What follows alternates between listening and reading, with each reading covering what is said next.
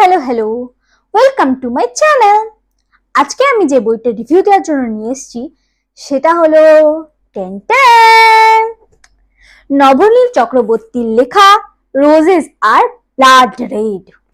যে বইটা সেটা আমি অনেকদিন আগে পড়েছি, বাট এটা আমার ফেভারিট বুক, কারণ এটাতে ইউজ করার নিকনেমটা আমার ভীষণ ফেভারিট। যতবার মেনলি তার ক্রাশকে রানিশা বলে ডাকে, ততবার my heart is like oh.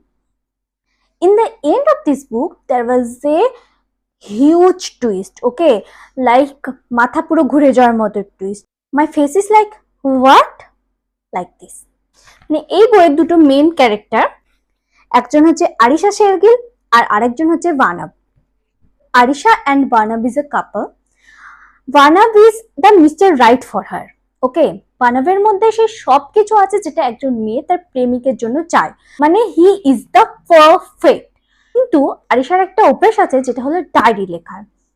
সবকিছু ঠিকঠাক চলে, বাট একদিন আরিশার হঠাৎ ডায়েরি পড়তে পড়তে মাঝে মাঝে মনে হয় যে ডায়েরিতে এমন কিছু লেখা আছে যেগুলো তার সাথে হয়ইনি।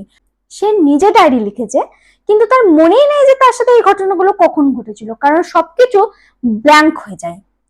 বানাবের সাথে যখনই সে মিট করে, তার পরের ঘটনাগুলো সম্পূর্ণ ব্ল্যাঙ্ক হয়ে যায়, তার মেমোরি থেকে সম্পূর্ণ ব্ল্যাঙ্ক, মানে কিছু মনে থাকে না তার।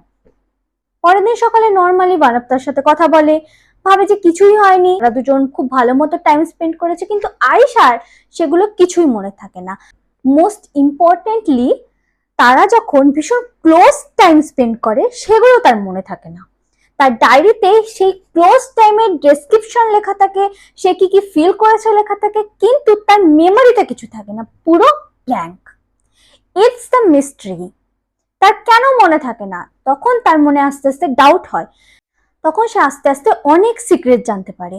মানে যে মানুষটা তার জন্য মিস্টার পারফেক্ট, যে কখনো তাকে কোনো কিছুতে না বলেনি, যে তার জন্য সবকিছু করে, কিন্তু সেই পারফেকশনের পেছনে অন্য কিছু যে একটা স্টোরি থাকতে পারে, সেটা হচ্ছে মিস্ট্রি। আর সেটা আরিশা পরে জানতে পারে, কিন্তু কি জানতে পারে সেটা হলো মেন টুইস্ট। তো you should read this book, it's the very very very great book. যারা যারা পড়েছো তারা তারা এনজয় করেছো, যারা যারা পড়োনি তাদের অন্তত একবার হলেও পড়া উচিত। তোমাদের ভীষণ ভালো লাগবে, জাস্ট দারুণ দারুণ। আর সব থেকে ভালো লেগেছে আমার বইয়ের ফ্রন্ট পেজটা, জাস্ট কভারটা দারুণ, মানে ভীষণ এস্থেটিক। কভারটা ভীষণ aesthetic. I love this book. Tata.